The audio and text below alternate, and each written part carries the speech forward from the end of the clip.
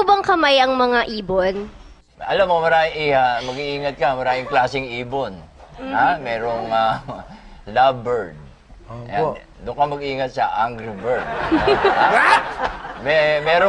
Meron pang ibon na gusto laging shoot. Ha? Meron.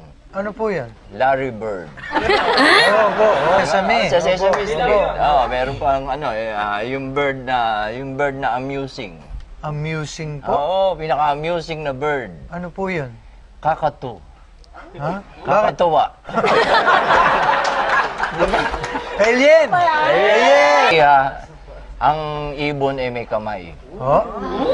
Pakinggan nyo ang nasusulat, 4-7 ng Carpenters. Why do, basa. Why do birds suddenly appear? Ayun. May kamay.